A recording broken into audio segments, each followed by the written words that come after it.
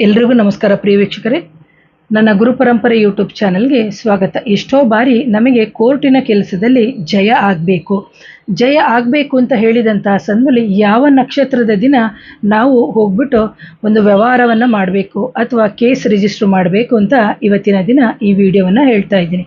ಯಾಕಂದರೆ ಪ್ರತಿಯೊಬ್ಬರಿಗೂ ಹುಟ್ಟಿದ ಮೇಲೆ ಭೂಮಿಯ ಮೇಲೆ ಒಂದು ಜನ್ಮ ನಕ್ಷತ್ರ ಅಂತ ಇದ್ದೇ ಇರುತ್ತೆ. ಅಂತಹ ಜನ್ಮ ನಕ್ಷತ್ರ ನಮಗೆ ಶುಭವಾಗಿರಬೇಕು.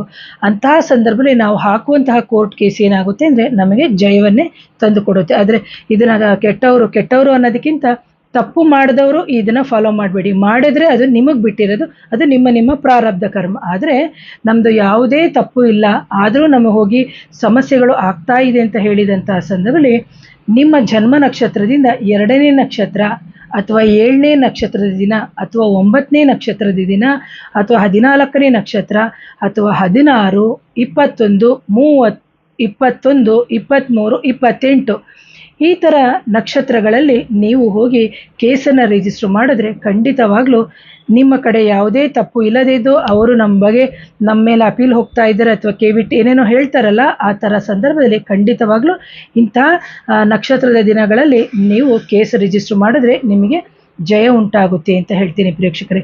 ಯಾರಾದರೂ ನನ್ನ ಚಾನಲ್ನ ಮೊದಲನೇ ಬಾರಿಗೆ ನೋಡ್ತಿದ್ರೆ ದಯವಿಟ್ಟು ಚಾನಲ್ನ ಸಬ್ಸ್ಕ್ರೈಬ್ ಮಾಡಿ, ಲೈಕ್ ಮಾಡಿ, ಶೇರ್ ಮಾಡಿ, ಕಮೆಂಟ್ ಮಾಡಿ. Once again thank you. ನಮಸ್ತೆ.